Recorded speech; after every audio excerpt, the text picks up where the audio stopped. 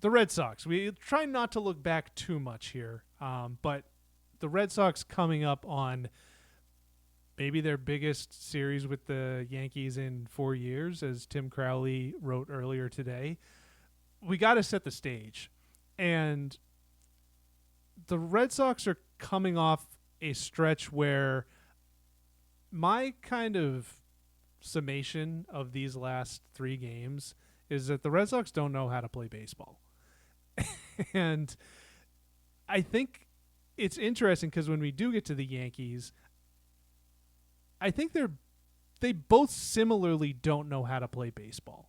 They know how to hit, they know how to pitch, but they don't seem to know how to do the things that you got to do to just like win a game in late August when you're in a wild card or to a division pennant race to maybe an outside degree. We'll go back 3 games where Isaiah Campbell couldn't get out of a large Red Sox advantage, and they were forced to bring in Aroldis Chapman, which meant that Chapman was then unavailable the following day in a save situation, which the Red Sox then blew. The offense, not to be completely overshadowed by the bullpen, then proceeded to, on Tuesday night, have multiple opportunities with less than 2 outs and the bases loaded to not be able to get one across against the Baltimore Orioles. The only reason that they were even able to stay in that game was that they were able to slug home runs. You know, Mike, we've talked about the Jekyll and Hyde nature of this team, but I just feel like these small things with the bullpen and with the offense on Tuesday night just underscore that when the Red Sox are hitting well, they can win games. I mean, they can look like a playoff performing team. But beyond those things, like it feels like they don't know how to play the sport, and that becomes really evident when you get into these tight games in August and September.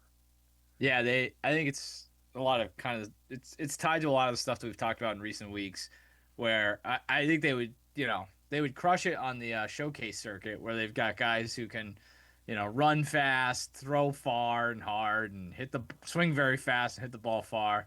But I do think there's growing evidence that like from top to bottom, I'm talking like from the major league team all the way down to the instructs and things like that, that they don't do a great job of instructing, or they are drafting players that stand out on the spreadsheet or the radar gun or the TrackMan, and they're like, we'll figure this out later, and it's easier said than done to figure it out later.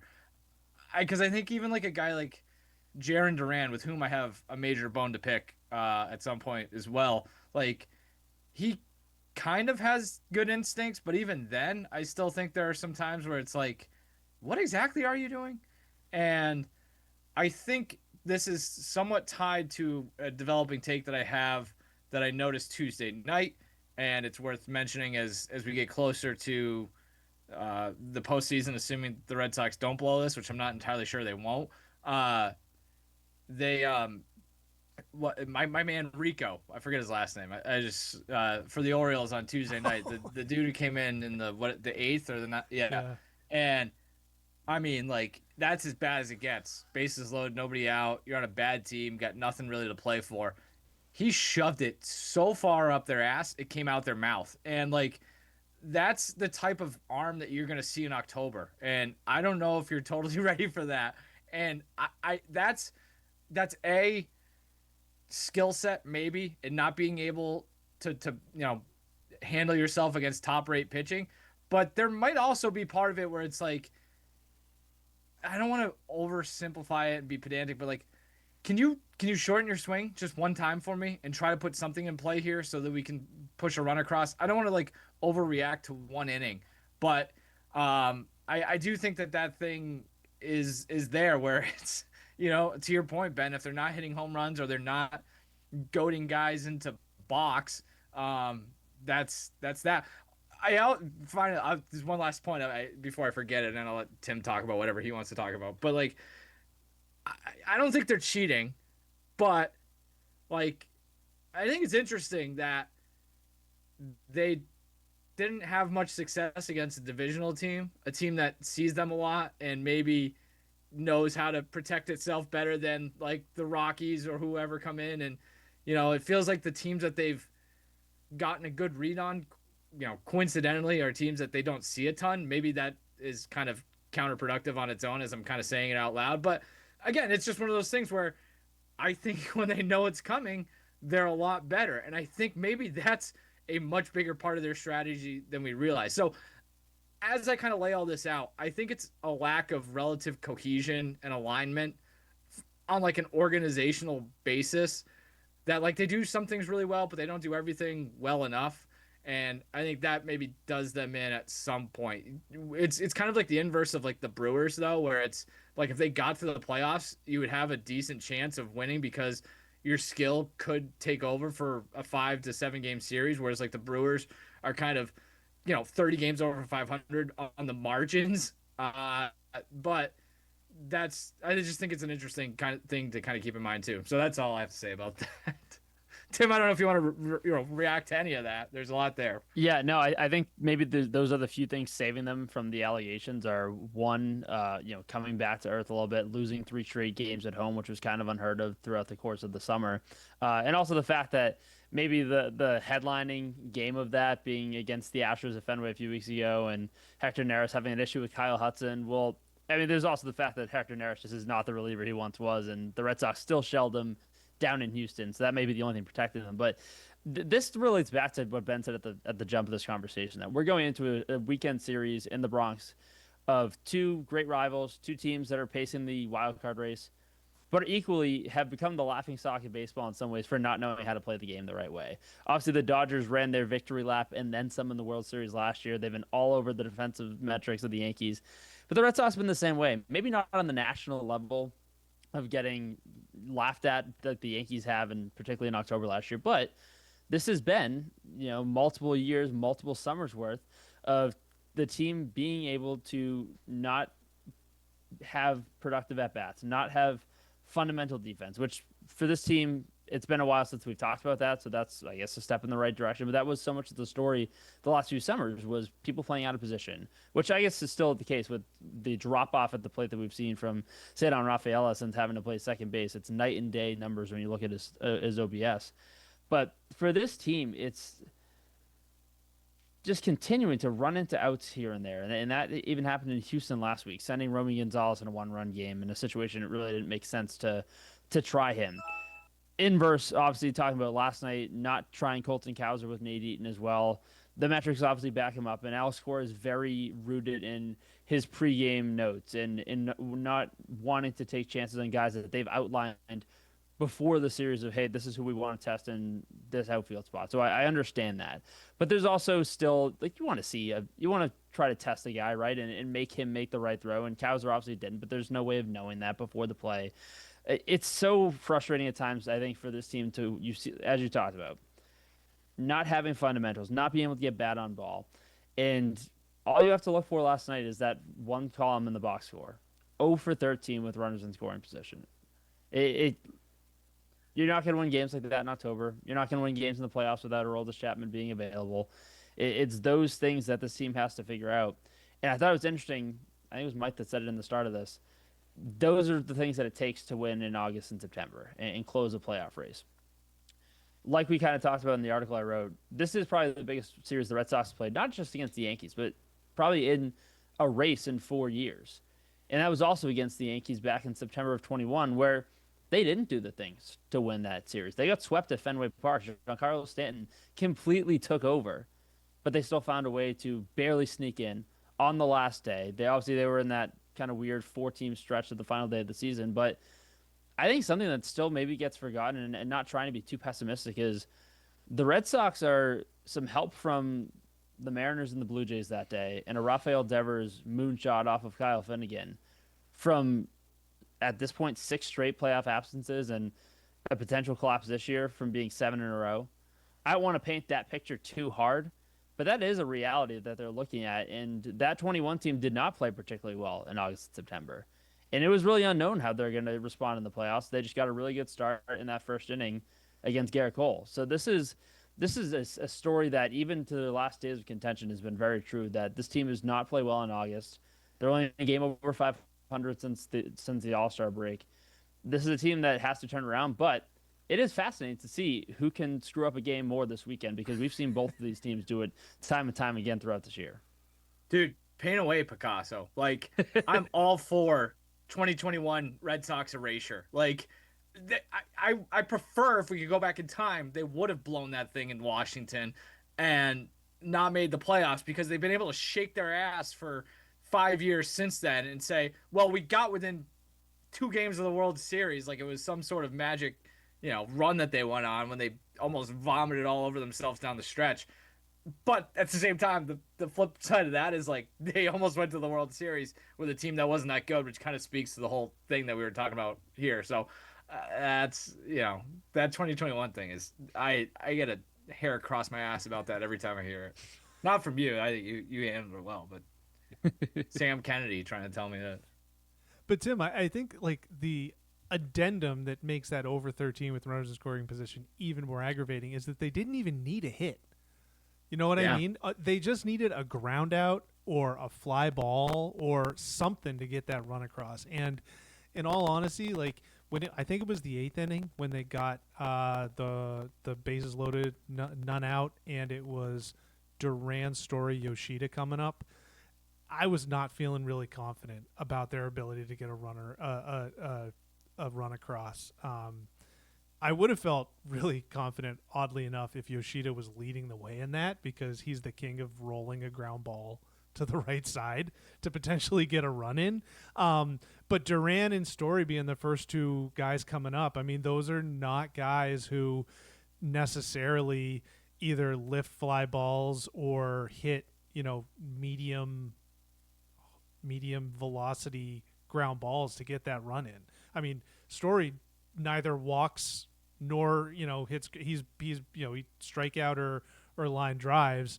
And Duran is pick your poison. But it's just to the point that Mike was saying before.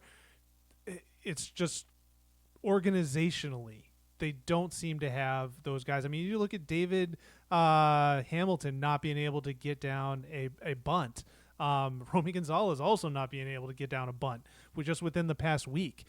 When they needed them in clutch situations, it's like, you got to be. I think that's the perfect point. If you're David Hamilton, like, you got to be. I think that's it.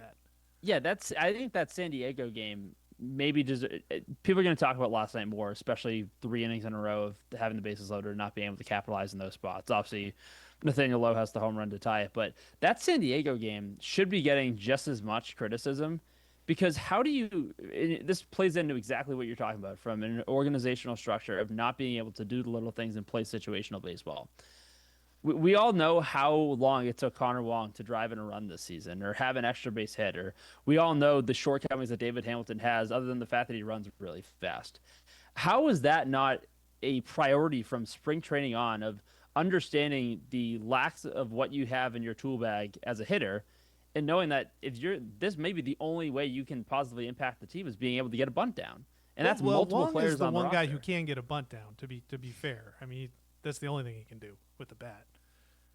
It's just it's infuriating to watch people who I think as an organization at times fail to understand the makeup of a hitter at the plate, and maybe just that goes for other roles on the team as well. But I think these 2 games have perfectly personified exactly what you're talking about, of needing an organizational come to Jesus moment of being able to play situational baseball, because like we talked about, it's been a long time, specifically in the last 2 months of the season, that the team's been able to do that. If I could scratch an itch, like Rafael Devers didn't fall into this category, by the way. Like, for his, for all of his faults, he was a perfectly fine, mechanically sound IQ baseball player, like at the very least league average. And you're like, we don't need that. By the way, you could have used it last night. Uh, and I also thought one thing that Cora mentioned in his press conference. Cora, by the way, was one of the ones who came out a week or two or a month. I forget when it was exactly. And it was like, we're making a lot better decisions at the plate. We're not kind of hinting at the fact that like their offense turned around when they traded one of the, 15 best offensive players in the entire sport, which is insane to think about. But I looked it up. I actually did a little research before we came on here. And so like Cora says he's like we chased a lot of pitches last night. We don't usually do that. Which like whatever. They had been better at like decreasing their strikeouts. They're still chasing. So from opening day until when they traded him, they had a 33% chase rate, which was 24th. Since the trade, it's 32%, and in August it's 34%. So like it hasn't really changed at all. And I don't think I expected that to change, but to like pin that seemingly on one person was always so dumb. And just like, again, this isn't second guessing. This was first guessing at the time. Like, yeah, like when you don't do these little things right, it's nice to kind of lean back on a guy like that who may be able to pick you up. Like in that situation last night, he probably would have been up at some point, or he probably would have hit a home run in the ninth, or or whatever inning, and that would have given you.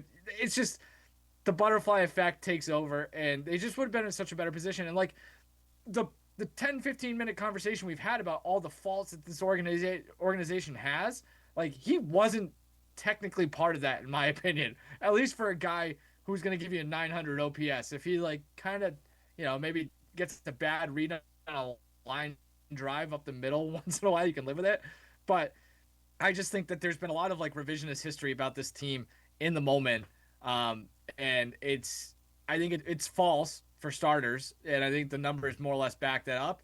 And I also think that it's the script is far from written or far from finished yet on that trade because of how this season turns out. And like if the offense goes into a complete tank down the stretch, I think it's fair to revisit that as well, where it's like, what exactly do you do well then? If you're not mechanical, you're not fundamental, and you're not, you don't have a guy who can hit the ball 600 feet in the middle of your lineup, what are you holding your hat on? So I think it's worth revisiting that once again, even though I'm probably beating that horse till its death. I'm so happy you made that point because I feel like I've watched two different angles of this for the last 2 months, 3 months since the trade. I have baseball people in my circle that have continued to shred Craig Breslow, and probably rightfully so for what's happened since that deal. And I think that's another story that's so interesting to see how that plays out too, because it's so incredibly interesting how different the story of Craig Breslow is from an offseason perspective and then in-season management of a roster.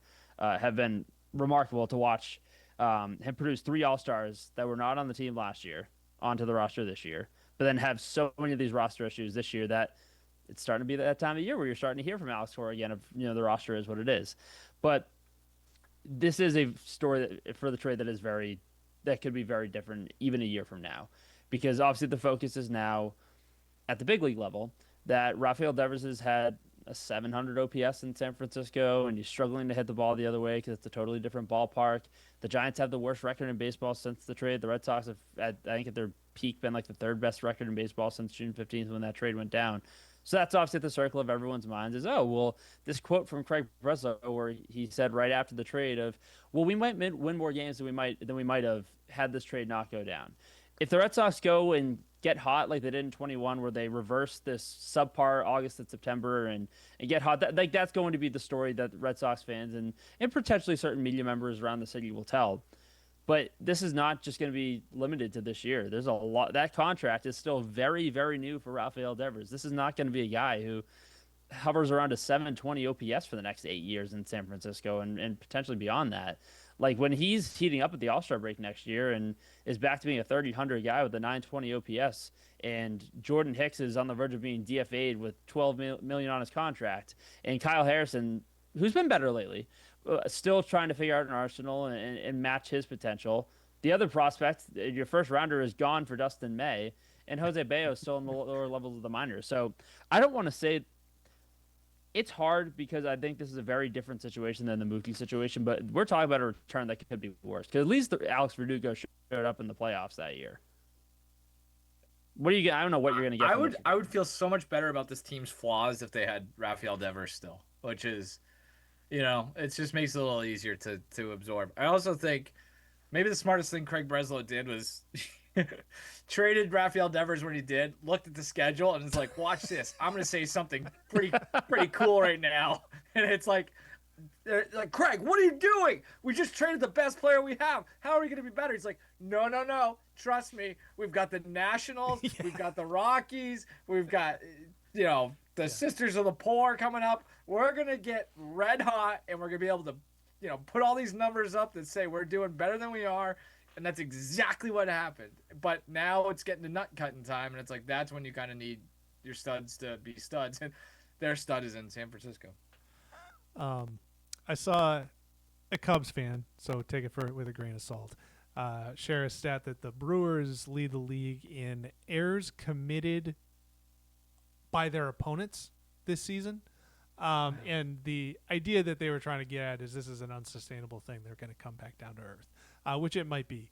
But I also think that is kind of the point in a way that the Brewers, we always talk about trying to find underutilized advantages. And it's not just the Red Sox who can't field anymore. It's really a wide issue in Major League Baseball.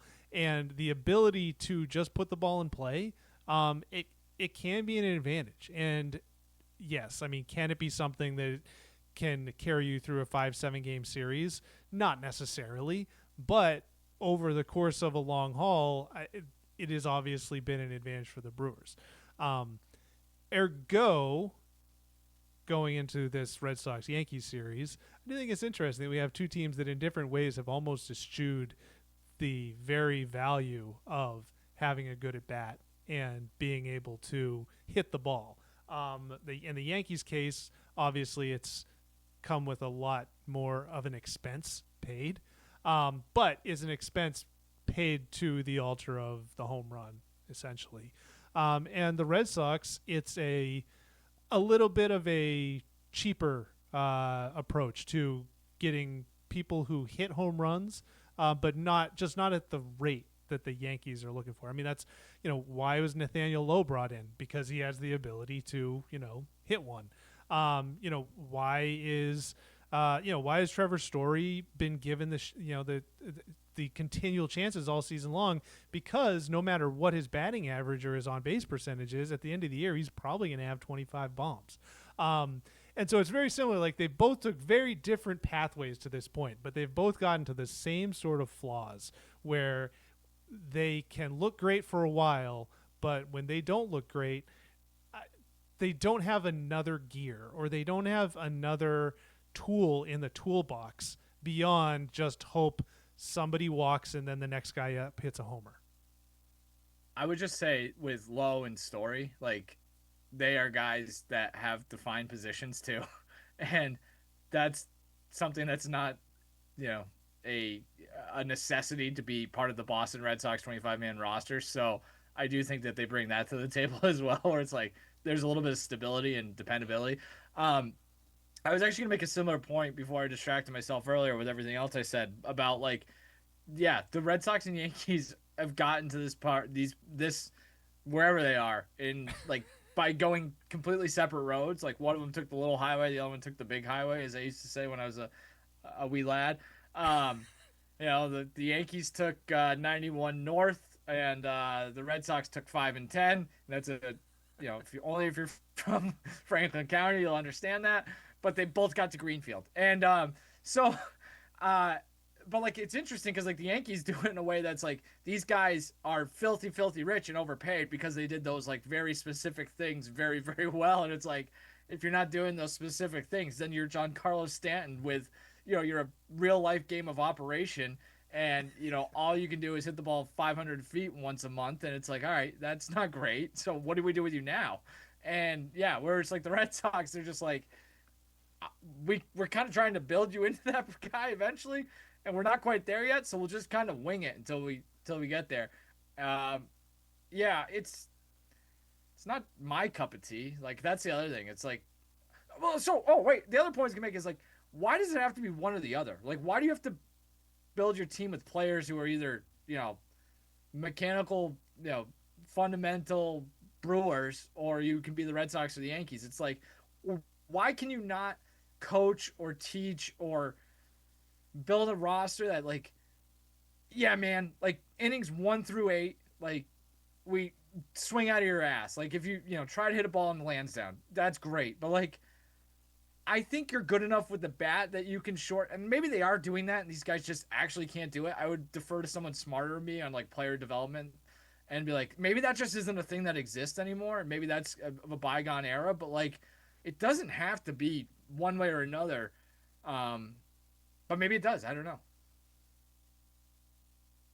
I think we're still just at a point that coaching matters, and you've watched that narrative start to spread at times.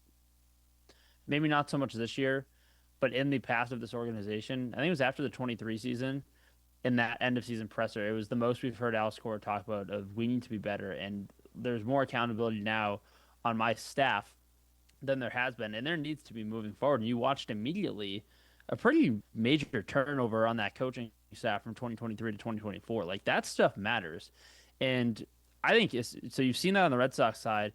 There was the report on the Yankees side a couple years ago of their minor league hitting philosophy is really just surrounded by, all right, let's get the machine up as high velo as we can, and you just got to hit high velo because that's what you're going to see in the majors, and that's where we're basing our philosophies around. And I just both sides have had some really interesting approaches to player development.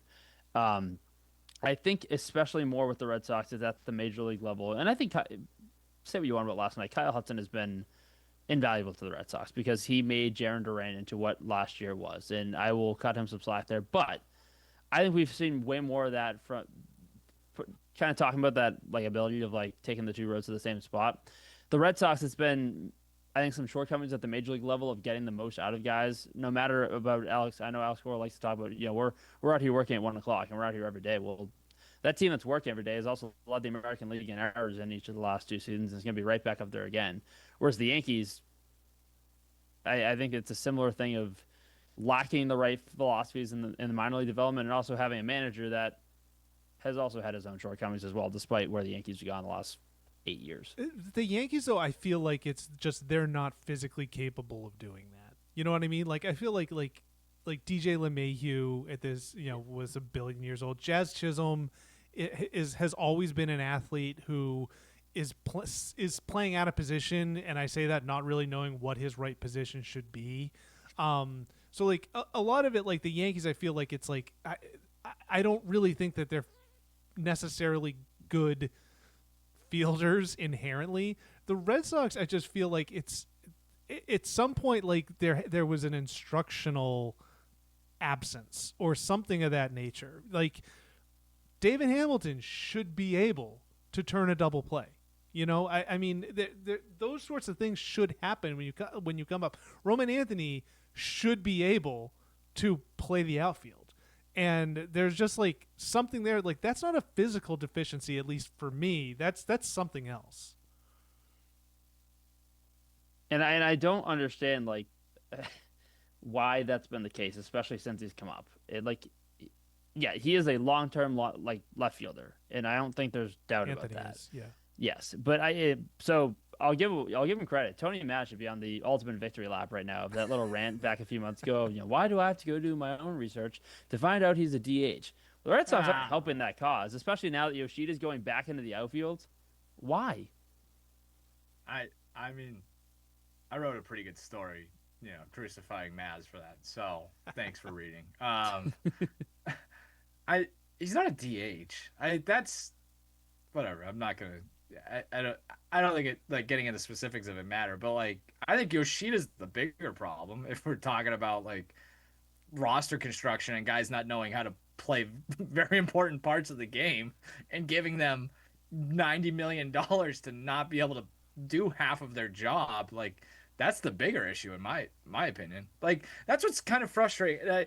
Like David Hamilton is getting drive-bys left and right. Yeah, I'm sorry. I don't mean you. I'm just using him as a. But like no, like yeah, like if we're not gonna, if you're not gonna do the other stuff that we value from like our top guys, like we need you to do the other things, like get down a bunt or turn a double play. Like I think that's part of the problem too. Is like the shortcomings that we're talking about like with the bigger guys, like the more high profile players, those are you can absorb those a little easier if you can depend on other guys in your lineup. And it's like, again, I don't want like David Hamilton to have to answer for Roman Anthony's issues or Masa Yoshida's issues, but like, homeboy, we're trying to build out a 25-man roster here. Not everybody does the same job, and like he knows that.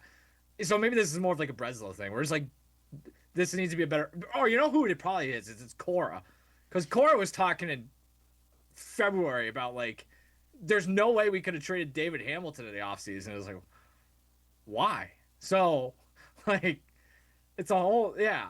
I think we're kind of just not going in circles necessarily, but like it all comes back to that same idea that it's just, I don't think it's a well built roster organizationally, and like philosophy is kind of not missing, or is kind of missing the boat too. So it's not a great combination. But hey, get him back up here soon because David Hamilton had a leadoff home run to Worcester last night, so maybe the power's turning around. And it was off He Leslie, too. rakes. He rakes in Worcester. Well, no shit, because he's Yeah. he's a 4A player. Yeah. Like that's what 4A players do. Every time I see it, Worcester, is every day 2 for 4 with like 2 stolen bases. Yeah. Like what? He's beating up on like 26-year-old kids who can't Yeah. throw strikes. Like who are just being kept on ice until they have to make a spot start for the Phillies or whatever. I mean, don't tell that Mariners guy that those kids can't throw strikes though. Or the guy who threw his bat or whatever.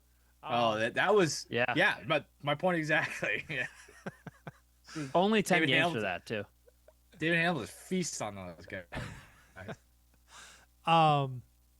So as far as the series itself, I mean, I give credit to the schedule makers now. This is back-to-back weekends. Last weekend we had Dodgers Padres, which ended up being a dud, but then this weekend we got Red Sox Yankees.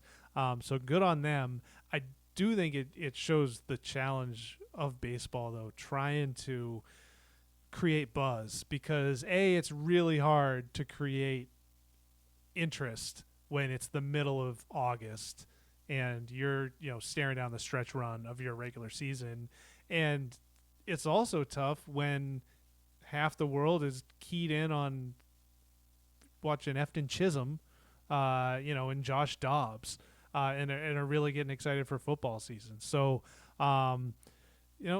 baseball, from what I understand, TV ratings are up and a lot of interest has been up, so that's good for them. But as much as I think the three of us might be locked in for this series, it's just another example of some of the uphill battles that baseball fights due to its seasonality and due to the fact that its postseason goes right up against the start of America's passion and the NFL. Speak for yourself. I'll be watching golf this weekend. There you go. There's that too. Yeah. FedEx Cup playoffs. Well, that's the problem. Their number one demographic, old white dudes. Well, they also have to compete with golf. Well, there's the flux to Sunday Night Baseball this week, and I think Thursday night's also going to be a national simulcast on Fox too. So, I mean, lack of trying wherever. I mean, there's still. So that's the concept. Do you watch Lucas Giolito Thursday night, or do you watch one final Efton Chisholm battle for a roster spot, which he's probably earned?